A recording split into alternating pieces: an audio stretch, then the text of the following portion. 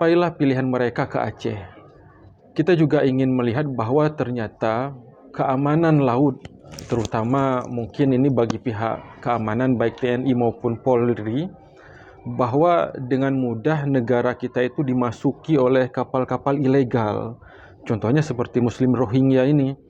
Dan tidak tertutup kemungkinan juga fakta bahwa mungkin narkoba juga bisa masuk dengan mudah ke daerah kita karena keamanan laut ini yang tidak begitu terjaga dengan baik. Buktinya beberapa kali lolos sehingga seluruh kapal-kapal Muslim Rohingya itu datang sampai tiba ke Aceh.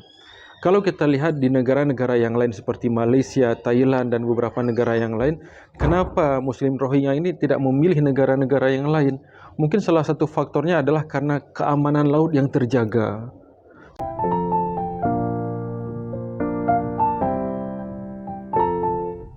Assalamualaikum warahmatullahi wabarakatuh. Kembali lagi bersama saya Siti Aminah di podcast Madu LCTV. Apa kabar sahabat Madu LCTV? Sudah lama kita sebenarnya tidak tayang karena waktu liburan. Tapi kali ini kita bertemu kembali tentu dengan informasi hangat ya yang sedang dibicarakan di tengah masyarakat kita hari ini. Ayo tebak masalah apa nih kira-kira ya Pak Haji? Oke, mungkin kalau misalnya soal Rohingya nih ya Pak Haji ya, karena selama ini kan tanggapan dari politikus, kemudian anggota dewan, pemerintah, mahasiswa. Nah, sekarang boleh dong kita dengar juga respon ataupun tanggapan dari perwakilan guru. Pastinya bukan representatif dari semua guru ya, tapi sebagai personal. Dan hari ini bersama kita sudah hadir ya narasumber tetap Madu LCTV. Tapi di edisi kali ini spesial kita bahas tentang isu yang hit nih Pak Haji. Apa kabar nih Pak Haji? Alhamdulillah. Oh ya, lupa sehat, nih. Saya perkenalkan dulu nih Bapak, ini namanya Bapak Dr. Juanda SEMM. Beliau bukan hanya seorang guru di Madrasah Aliyah Darul Ulum, beliau juga seorang dosen di Universitas Syah Kuala, UIN Araniri, dan Universitas Terbuka di mana-mana. Pokoknya ada Pak Haji lah ya. Jadi saya suka aja panggil Pak Haji. Amin, semoga jadi haji segera. Semoga jadi haji beneran ya. Jadi gimana nih Pak kabarnya? Bismillahirrahmanirrahim. Assalamualaikum warahmatullahi wabarakatuh. Pemirsa podcast Madu LCTV yang dirahmati Allah. Kabarnya sehat Bu Mina. Semoga kita semua dalam keadaan sehat dan dalam lindungan Allah Subhanahu wa taala. Amin. Gimana Pak, liburannya aman? Liburannya atau tidak liburan? Insya Allah selalu produktif, dan liburan tentu harus kita lakukan juga agar lebih refresh lah sedikit. Berarti resolusi tahun 2024 ini berbeda Pak ya? Ya, harus lebih baik dari tahun sebelumnya tentunya. Tapi sepertinya untuk personal ini baik-baik saja, tapi kayaknya untuk kondisi Aceh belum baik-baik saja nih Pak, karena kita kehadiran ya tamu atau manusia laut tanda kutip yang memang berbondong-bondong kemudian datang ke Aceh. Kalau misalnya menurut Pak Haji sendiri, setuju nggak sih datangnya Muslim Rohingya ke Aceh khususnya? Baik. Pertama sekali kita coba menelisik terlebih dahulu apa permasalahan yang terjadi sehingga mereka datang ke Aceh. Bahwa sebagaimana kita maklumi dan ketahui bahwa di negara Myanmar asal saudara-saudara kita Muslim Rohingya ini, di mana mayoritas Myanmar adalah non-Muslim, dan di mana kita lihat fenomena dan fakta di dunia ini, apabila Muslim itu minoritas dan mayoritas adalah non-Muslim, maka Muslim tidak akan aman hidupnya di negara tersebut.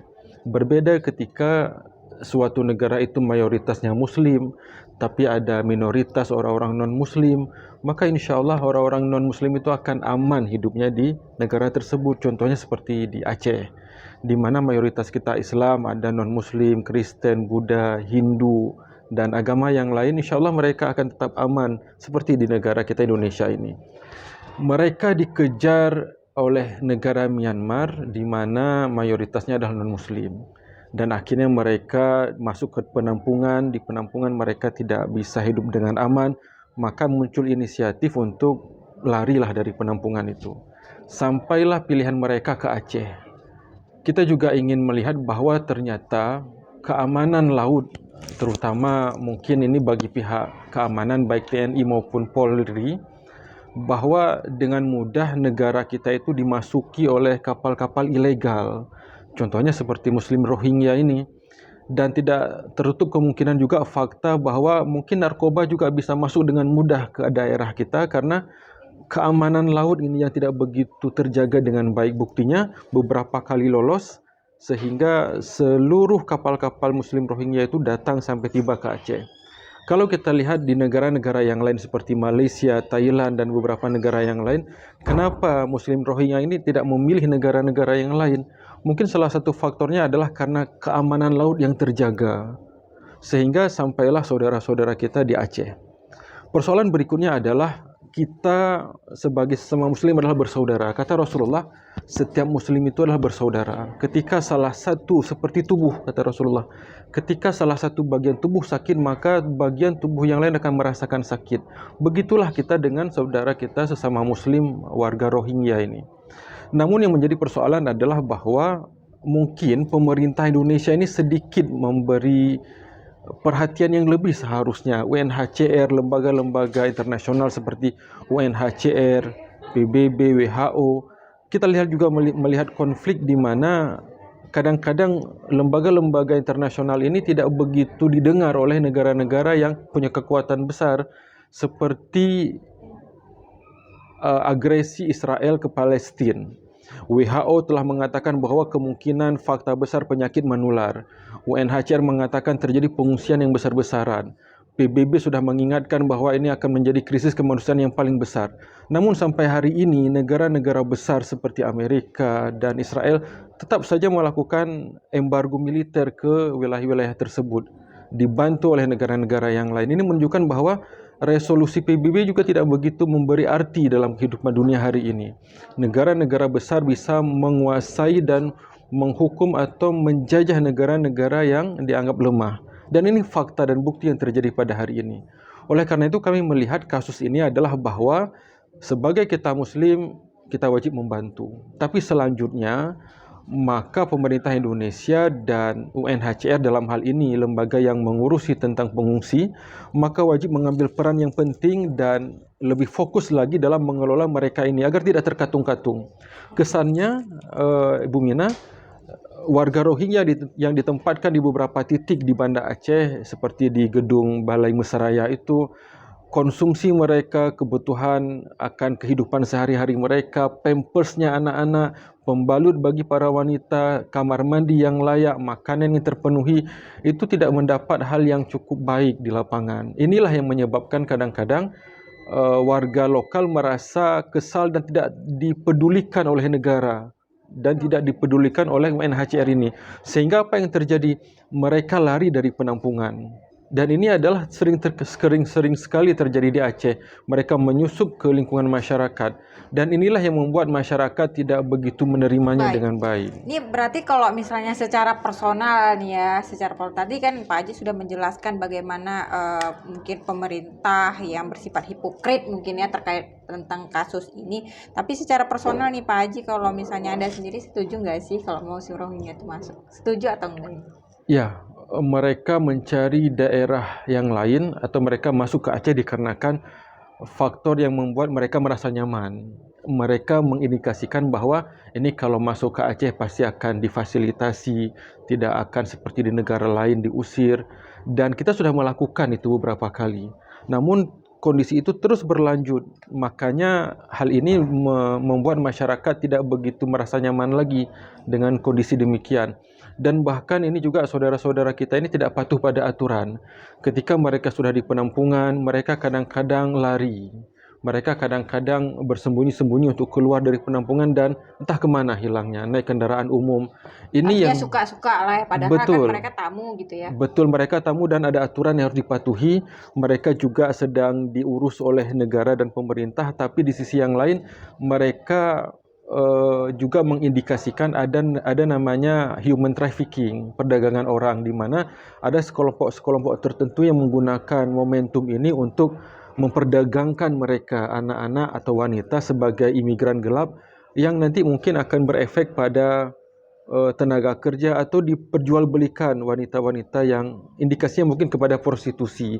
Hal inilah yang mungkin menjadi hal yang tidak begitu baik apabila tidak mendapat penanganan yang optimal dari pemerintah. Oke, jadi masalah pengungsi Rohingya ini kan istilahnya ini kan kita mau pemilu nih ya Pak Haji ya, tetapi kok isu Rohingya terus-terus dibahas, apalagi katanya nih sampai Maret pengungsi atau manusia Rohingya itu akan terus menuju ke Aceh. Nah, kalau misalnya kita berbicara masalah kearifan lokal Aceh, kalau misalnya dulu kan pernah diterima di saat misalnya Australia, Malaysia, Singapura ini ya, maksudnya menolak Aceh Pemulia Jame. Tapi sekarang kan udah beda case nih Pak Haji. Mahasiswa demonstrasi dengan anarkis, lagi sholat, kemudian masyarakat banyak menolak kehadiran mereka. Apakah udah hilang nih istilahnya Pemulia Jame kalau kita bilang orang Aceh itu seperti apa nih Pak Haji? Ya, Pemulia Jame adalah adat Getanyo. Tente sebagai orang Aceh kita sangat memuliakan tamu, apalagi saudara kita Muslim. Ada sebuah ungkapan dalam bahasa Aceh, ketika mangat bak hati makanan yang bungkuh geputaba, tapi menyokahana mangat bak hati bu lebihan geputaba. Bu sini anak gebi. Ini prinsip orang Aceh ya Pak. Ya, ini artinya apa? Mungkin karena sudah tersentuh hatinya ya, tak lagi merasa bahwa ini akan menjadi hal yang baik. Apalagi sebagaimana tadi Bu Mina katakan bahwa tahun politik, juga kita melihat adanya kondisi di mana di lapangan terjadi kecurangan-kecurangan pemilu lah. Hai peken ke Aceh Pak, nyopakan Ya. jak Aceh hana jak bak tempat lain mana? Oh ya, Aceh terkenal dengan seperti tadi saya katakan bahwa Pemulia Jame adat Getanyo.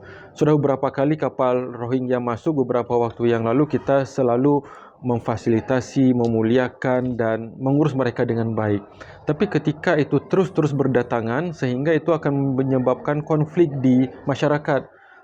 Salah satu contoh kasus, di beberapa tempat beberapa waktu minggu ini ada terjadi banjir, musibah banjir. Pemerintah mengantarkan, ini saya lihat juga di media sosial, mengantarkan Indomie dan salah kadarnya lah ya. Tapi untuk pengungsi Rohingya ini diberikan ayam katanya, artinya makanan yang enak. Ini juga menyebabkan konflik kecemburuan sosial di masyarakat. Persoalan lapangan pekerjaan. Kita masih sedikit lapangan pekerjaannya, ditambah dengan mereka yang juga mereka tentu harus hidup dengan layak di Aceh. Nggak mungkin terus-terusan diberikan makanan. Dari mana uangnya? Tentu mereka akan mencari kerja. Ini akan menyebabkan konflik yang membuat di masyarakat itu total cemburu lah gitu ya. Kecemburuan sosial muncul. Konflik sosial akan terjadi. Tahun politik akan segera tiba. Kasus musibah beberapa tempat juga tidak tertangani dengan baik oleh pemerintah. Ini mungkin bagian dari akumulasi kekecewaan masyarakat sehingga tak menerima lagi. Dan mereka juga kadang-kadang di beberapa waktu kita lihat ketika dites bacaan Al-Qurannya, ketika ditanya kepahaman agamanya juga kurang ya. Ini menunjukkan mereka bahwa tingkat kepahaman agama atau memang mereka hanya ingin mencari kehidupan yang lebih baik di penampungan. Karena di negara-negara yang sudah diberikan penampungan kepada mereka seperti di Bangladesh, mereka sebenarnya lari dari penampungan itu. Bukan tidak diurus, tapi mereka mungkin lebih merasa harus bebas dari aturan-aturan tersebut, maka mereka mencari Aceh. Oke, menurut Pak Haji sendiri kedatangan Rohingya ke Aceh itu sebagai ancaman nggak sih untuk bagi warga Aceh? Ya, tentu kita harus melihat dari sisi mana terlebih dahulu. Nah, apalagi nih katanya indikasinya kan, ini kan kita lihat di media sosial yang beredar ya sekarang kan masalah Rohingya itu bukan hanya terkait mereka dari sejarah, tetapi udah kayak misinformasi, kemudian ada hoax, sehingga ujaran-ujaran kebencian terhadap Muslim Rohingya ini betul-betul ditolak sama masyarakat. Padahal kondisi mereka juga tidak menginginkan hal yang seperti itu. Nah, posisinya itu apakah memang misalnya contoh tadi, dikirim misalnya ya, ini kan logikanya ini kan kita ketemu migas nih, kemudian mau tahun politik nih, ada indikasi ke situ nggak nih? Kalau misalnya dari Bapak lihat sendiri? Iya. Yang pertama dari sisi ekonomi lah coba kita kaji. Dari sisi ekonomi, Aceh adalah daerah yang lapangan pekerjaan masih sedikit. Jumlah tenaga kerjanya makin banyak. Dengan datangnya Rohingya tentu ini akan menyebabkan ketersediaan lapangan pekerjaan semakin sedikit bagi warga lokal. Kan mereka transit Pak Haji, bukan berarti menetap untuk selamanya. Baik, berbicara transit sejauh ini sejak pertama sekali Rohingya datang, kita tidak melihat bagaimana pemerintah menangani dengan baik. Yang terjadi adalah ketika sudah ditampung beberapa lama, dipindahkan dari satu tempat ke tempat yang lain, selanjutnya tidak bisa dikembalikan ke negara asalnya. Ini juga menjadi konflik sosial seperti yang saya sebutkan tadi. Dari sisi ekonomi demikian, dari sisi sosial ada kecemburuan sosial. Dari sisi kesehatan, tentu mereka ini tidak mungkin tidur dalam suasana terbuka, terus angin, hujan, kebutuhan akan barang-barang pribadi mereka. Bagaimana mereka tidak punya pekerjaan, mereka hanya duduk, diam di tempat penampungan, mereka tidak bisa bekerja. So, bagaimana memenuhi kebutuhan hidup mereka? Tentu juga bagaimana terus sepanjang lama waktu kita juga memenuhi kebutuhan mereka. Ini juga tentu akan menjadi pemikiran yang penting. Dari mana uangnya? Apakah pemerintah akan terus siap membantu sampai kapan? Tapi kan UNHCR bilang nggak akan ngambil uang negara sedikit pun. Baik. Tapi kondisi di lapangan ini, Bu. Kondisi di lapangan yang terjadi, kita melihat bahwa yang menjadi pegawai atau petugas UNHCR-nya juga dari Rohingya. Oh gitu ya. Jadi okay lah. Walaupun bukan dari negara, tapi sampai berapa lama, sampai kapan juga tidak ada kejelasan dari pemerintah. Kalau kita tanyakan bagaimana sih langkah konkret pemerintah Aceh, juga tidak ada jawaban sejauh ini. Tidak ada. Pemerintah Aceh hanya diam saja. Tidak ada pernyataan konkret dari gubernur. Misalnya begini, kami selaku gubernur akan menampung mereka sampai tanggal sekian, akan melakukan aktivitas begini selanjutnya, akan melakukan kebijakan berikutnya adalah seperti ini. Tidak ada pernyataan itu dari pemerintah Aceh. Lepas tangan apa pemerintahnya? Ya. Tapi menarik nih Pak Haji. Nah, terkait tentang soal bantu atau tidak membantunya Muslim Rohingya di Aceh, tapi ada kesan nih dari Pak Mahfud MD ya. Ada statement begini. Aceh maksudnya harus ingat juga dong, kalau dulu kan tsunami 2004 itu pernah dibantu, jadi jangan lupa diri. Gitu kesannya seperti itu gimana nih tanggapannya? Betul. Kita sepakat bahwa membantu sesama adalah kewajiban, dan kita juga sangat tahu diri bahwa kita seperti ini hari ini karena bantuan dari negara-negara yang lain. Namun kembali, sesama Muslim kita harus membantu. Namun kita juga meminta kebijakan dan langkah konkret dari pemerintah. Bukan hanya persoalan politik, tapi juga kemanusiaan yang harus diambil kebijakannya. Hanya satu alasan kenapa kita harus menerima, karena alasan kemanusiaan saja. Kalau kita di posisi mereka, misalkan kita bayangkan kita di posisi mereka, ketika kita datang ke suatu negara namun kita tidak diterima, tentu kita akan merasa sedih, kita akan merasa kecewa, padahal kita sesama Muslim. Namun di sisi yang lain, kita juga sebagai warga lokal butuh kebijakan konkret dan publikasi dari pemerintah akan apa yang harus dilakukan oleh pemerintah terhadap mereka. Saya pikir ketika kebijakan itu disampaikan dengan baik, masyarakat memahaminya dengan tepat, dipublikasi dengan baik, tentu insya Allah tidak ada hal yang tak bisa diselesaikan. Oke, baik pemirsa Madu LCTV, menarik sekali sebenarnya kita membahas tentang isu Rohingya ini yang memang tidak pernah selesai ini kalau seandainya pemerintah sendiri belum memberikan pernyataan yang signifikan terkait status pengungsi Rohingya di Indonesia, khususnya di Provinsi Aceh, karena masih banyak warga yang menolak ya. Tentu kita juga berharap pemerintah betul-betul mengambil sikap tegas ya Pak ya, karena memang Aceh sudah 30 tahun konflik, ditambah lagi konflik baru, mungkin Aceh ini terlalu kuat hatinya ya. Konflik sosial ya. Oke, mari Pak Haji, ini karena waktu kita sangat terbatas ya, pemirsa Madu LCTV, mungkin bisa disampaikan kepada pemerintah ataupun apa terkait tentang Muslim Rohingya. Baik. Yang pertama, saya ingin mengajak semua pihak sebagai sesama Muslim, bagaimana kata Rasulullah, kita semua adalah bersaudara. Satu Muslim dengan Muslim yang lain adalah ibarat satu tubuh. Ketika bagian tubuh yang lain sakit, maka akan dirasakan oleh seluruh tubuh. Itu yang pertama. Yang kedua, kepada pemerintah, mohon Bapak Gubernur untuk mengambil langkah konkret dan mempublikasikannya kepada masyarakat, agar masyarakat tahu. Tentu juga Bu Mina tahu tidak kalau ada pertanyaan, tahu nggak apa yang dilakukan oleh pemerintah selanjutnya terhadap warga Rohingya ini? Tak ada. Ini menunjukkan bahwa pemerintah juga tidak punya langkah konkret yang dipublikasikan kepada masyarakat. Apa yang harus dilakukan? oleh pemerintah. Berikutnya juga pemerintah Republik Indonesia juga punya langkah konkret yang harus disampaikan kepada warga Aceh sehingga warga Aceh tahu, oh beginilah langkah-langkah penanganan oleh pemerintah baik tingkat provinsi maupun tingkat nasional. Sehingga dengan sosialisasi itu yang harus dilakukan, insya Allah pasti masyarakat akan menerimanya. Mudah-mudahan hal ini bisa didengar oleh Pak Mahfud MD. Pak Mahfud MD juga kembali menyuarakan di publikasi di seluruh media agar kami masyarakat Aceh tahu apa yang harus dilakukan oleh pemerintah untuk menangani saudara-saudara kita yang Muslim yang dari Rohingya datang kemari. Ya, terus nggak boleh ungkit-ungkit masa lalu juga dong. Yang udah lalu ya berlalu, ya mau dibantu ya dibantu juga ya kan? Iya kan Raja? Baik pemirsa Madu LCTV, terima kasih sudah menyimak podcast kita. Jangan lupa like, share, and subscribe juga. Tonton terus ya podcast Madu LCTV dengan tayangan kisah inspiratif misalnya, kemudian pendapat-pendapat dari guru, dari siswa setiap hari Rabu pukul 10 pagi. Oke, saya Siti Aminah mohon undur diri. Assalamualaikum warahmatullahi wabarakatuh.